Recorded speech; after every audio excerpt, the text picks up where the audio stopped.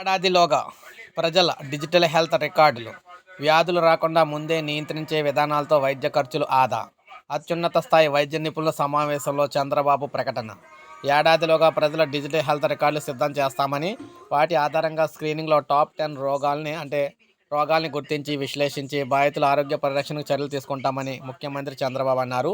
వ్యాధులు వచ్చాక చికిత్స చేసుకోవడం కంటే ముందే నియంత్రించేలా ప్రివెంటివ్ విధానాన్ని అమలు చేస్తే ప్రజల ఆరోగ్యం బాగుపడుతుందని, వైద్య ఖర్చులు తగ్గుతాయని చెప్పారు.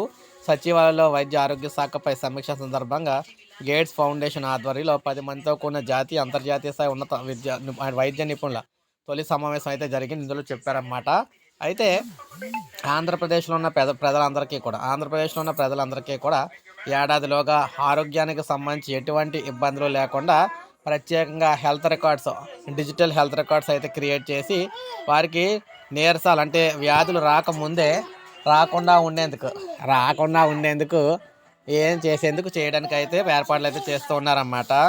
అయితే ఇది మనకు కొంతవరకు చాలా మటుకు ఉపయోగం చెప్పుకోవచ్చు. ఎందుకంటే పేద ప్రజలు ఆరోగ్యాలు బాగోకపోతే డబ్బులతో చేయించుకోలేరన్నమాట. వారికి ముందుగానే ఇవన్నీ చేసినట్లయితే కొంతవరకు నీరసాలు రాకుండా ఉండడానికి అవకాశం ఉంటుంది. సో ఇది మనకు అప్డేట్. ఒక లైక్ చేయండి, సబ్స్క్రైబ్ చేసుకోండి, మన ఛానల్ సబ్స్క్రైబ్